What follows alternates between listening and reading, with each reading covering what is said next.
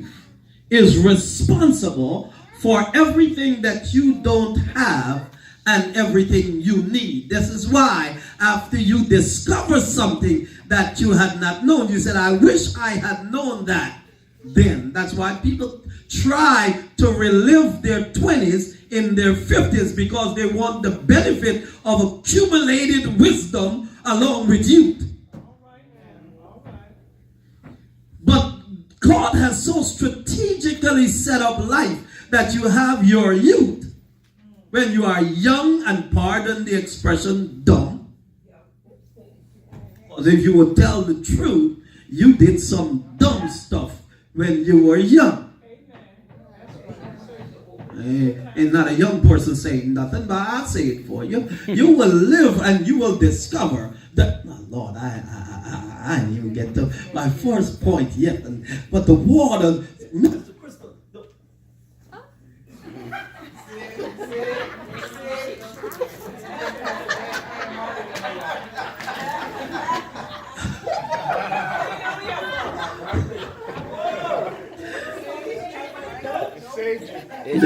Let me say it with my notes. Reverend Eddie Murphy said it's hot in the hot tub. I am going to investigate if there's a trigger somewhere back there that whenever somebody don't want to hear what I'm going to say, they hit that trigger. It is just too convenient that this might always go out right when I'm about. Maybe it's the Lord saving me. We noted last week that it is your belief that dictates your behavior. And you cannot behave beyond your belief. So in order for me to get you to change your behavior, I must change your belief. And you will not stop believing anything until that belief fails you at a critical moment. Every person who claimed to be an atheist change that belief when they're facing significant danger. Hence the term, there are no atheists in foxholes. When bullets are being shot all over your head and you're in a little ditch, you call on the God that you claim you don't believe in. The atheist said, well, I'm an atheist and God knows it. Somebody's going to get that Wednesday morning on your way to work. Pull over to the side if you got to laugh real hard. The only way to change your belief system is to get wisdom and understanding. And wisdom and understanding are products of the mind, not the brain. Don't confuse the brain and the mind. The brain is the physical organ of the body, but the mind dictates the brain, and the brain dictates the body. So the most important part of you, I told you last week, is that invisible you, where your invisible God works on, so that you can become invincible you. And if you are not invincible you yet, then allow your invisible God to keep working on your invisible mind. The number one thing that we must understand in order to change our lives is how our mind works and how to master our mind. I'm in the final stages of my latest book called Mastermind. Because if you can master your mind, you will master you, and you will master everything around you. You will dominate your space if you learn to master your mind. Study after study show that most human beings will live a lifetime with using less than 2% of the capacity of their mind.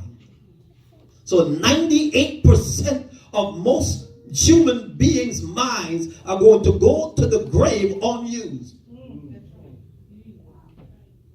Even sinful man, when he sets his mind to do anything, is unstoppable. Note what God said about sinful men building the Tower of Babel or Babel, depending on tomato. God looked down and saw those Negroes building the tower, Brother Tyrone, and God said, these Negroes are going to come all the way up to heaven because they were of one mind. They set their mind, we're going to build a tower to heaven. And God said, I better do something because I'm going to turn around one morning and the Negro going to be walking across the floor with his messed up shoes, walking on the golden street. Somebody's going to be picking out a little piece of gold to come back to earth. He said, I got to... Y'all know I'm telling the truth. A broke joker making up to heaven, he's going for the gold.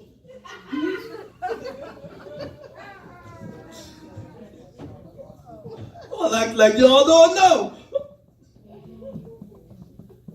God said, I've got to stop them because they have one mind, and what they set in their minds to do, they will do it. That's why it is idiotic. I'm in trouble already. Let me get in the water. That is why it is idiotic for any president of the United States to believe that you could build a concrete wall to keep people who want to come in out. They'll dig a tunnel right under that wall. They'll find a way to blast through that steel. And if they want to get in, there ain't no wall that will stop them out. When people have a mind to do something, they're unstoppable.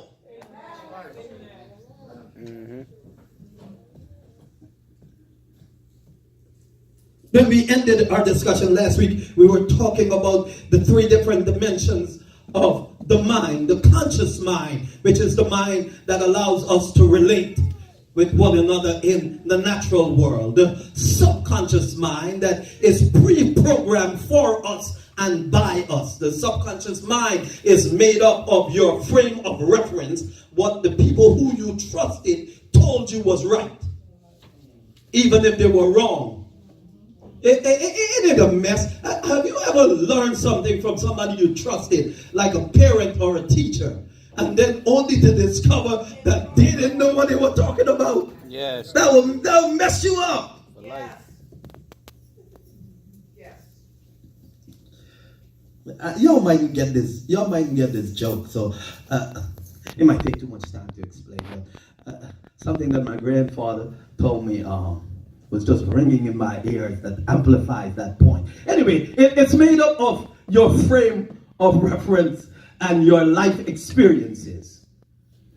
That is why if good things have happened in your life, you expect good things to continue to happen in your life. And when something bad happens, you are surprised.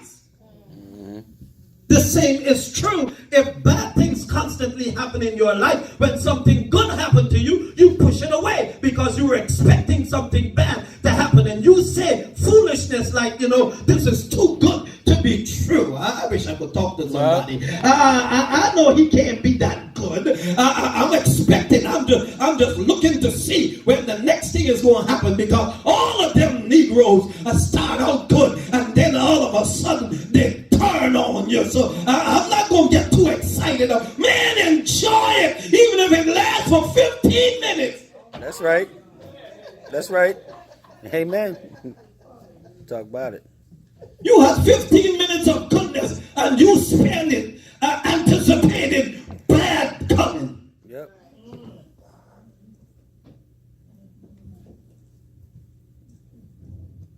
Waiting to exhale fan. Whitney Houston, Lord, let this man be gorgeous and a good dancer, even if I'm just going to have him for one night. Waiting to exhale. Yeah.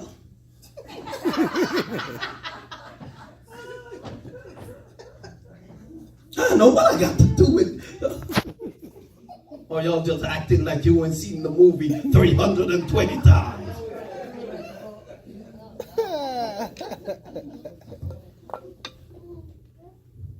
And then there's the unconscious mind. The unconscious mind is the mind that God has pre-programmed for you before you got here. That is the mind that allows you to access the will of God for you. It is where all of your giftings and your talents and your abilities to help you meet your assignment is pre-programmed. That's why everything you need in order to be successful in life, you have before you got here. The only reason you're not successful is you're not using what you have been given.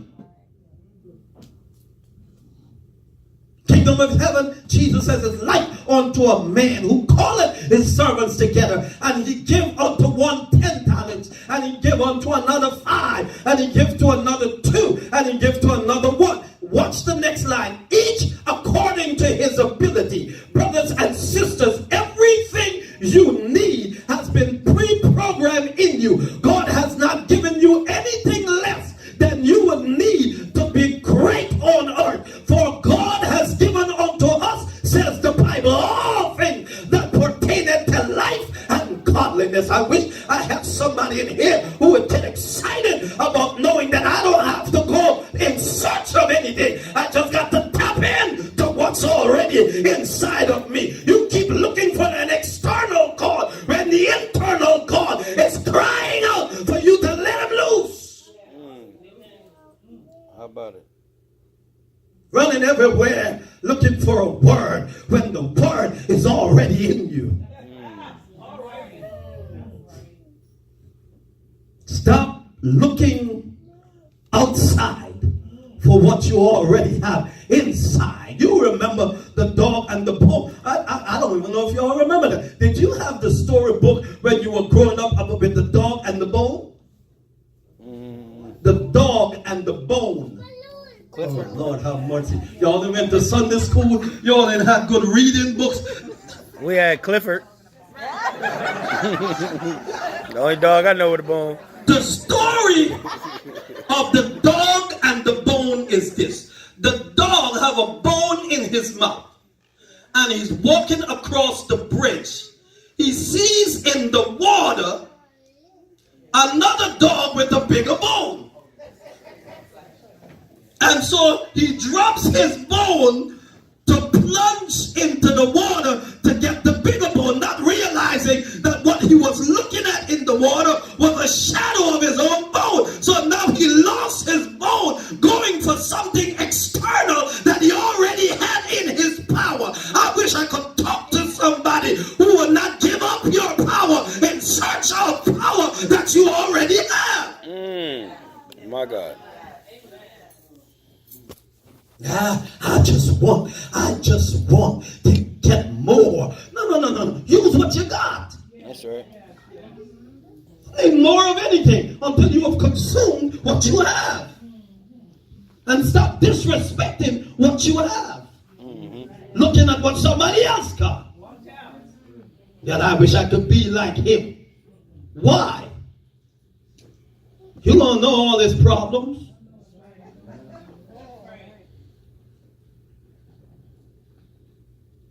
That's why, oh Lord. Let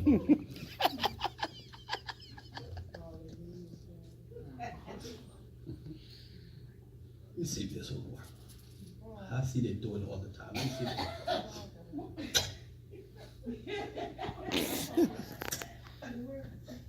if it didn't work.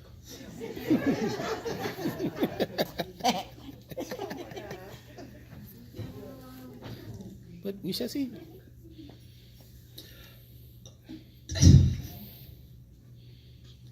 That's why I don't understand brothers who get all mad because they always think somebody want their woman.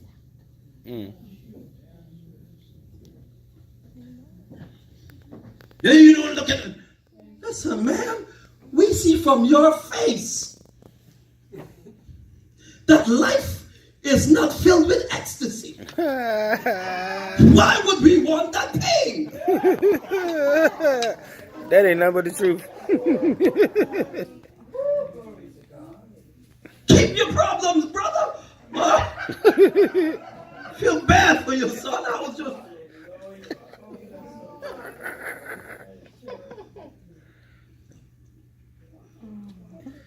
It's the truth anyhow. I'm going to Pastor Simon later. I hope they have lunch.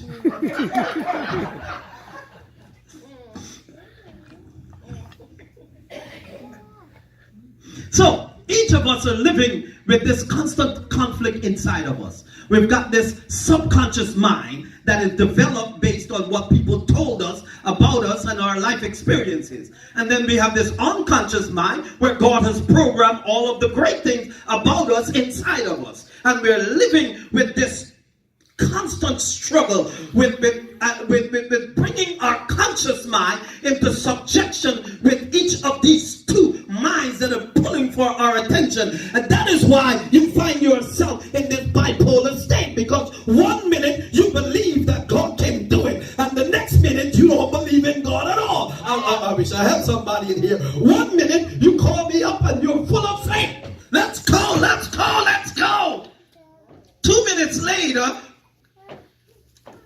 man, I don't think this thing gonna work. We shouldn't even go out there. Yep. Did you see the weather, Bishop? And I'm struggling to find out which one of you I can hang on to. And then y'all get mad with me because I don't get so excited when you jumping and hollering. That's right. Q. What is that? What does the Q say? Oh. I know they holler a lot. I'm always jumping and bumping and hollering. And I'm just, don't worry, the sisters do it too. Don't hurt him, Bishop. Don't hurt him, Bishop. Oh. Holding their IV and flipping their hair and all that kind of stuff. And I'm just waiting because I know that your energy is going to run out. And all of that motivational power. And you're going to be, man, I don't think this thing is going to work. And I have to keep you even. Don't get so high when you feel it. And so low when you don't feel it, because the Spirit don't work in your feelings. That's right. That's right. Yeah, I wish I could help you here. The Spirit don't work in your feelings. This is the conflict between the black church and the white church. The black church somehow believe that because you yell, scream, holler, fall on the floor, and froth, that you got the Spirit. And the white church is wondering why y'all got to make all that noise. Is God deaf? In the meantime, they're sitting there with their legs crossed, barely whispering, oh, Jesus, we thank you. And I'm wondering, why are you whispering? Is God nervous?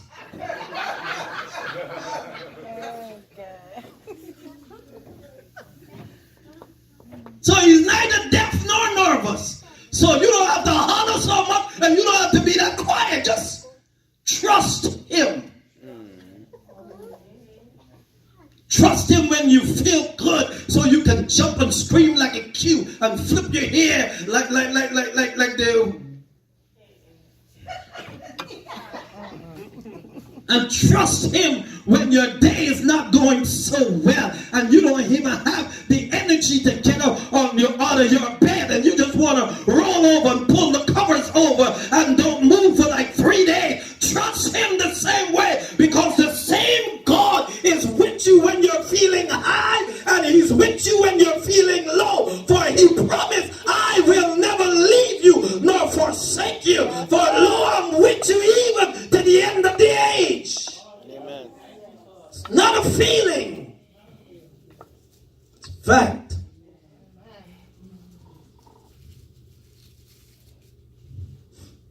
Now the reason a child in innocence, and note the word in innocence, because as soon as they get connected and start becoming sexually active and stuff, this goes away. You watch a child in innocence, and you will discover that they sincerely believe that they can do anything, be anything, and achieve anything. Interview a little child and they'll tell you they'll be an astronaut, the president, the first person to go to Mars, they'll go conquer the world, create world peace, and cure every disease, all before they're age 16.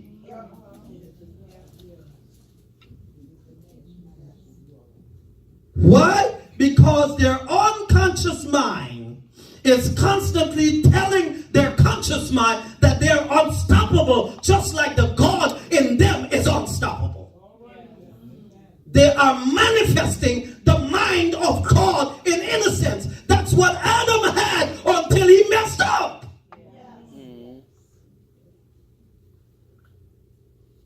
The God in that child has convinced the child that nothing is impossible with them, just like nothing is impossible with God.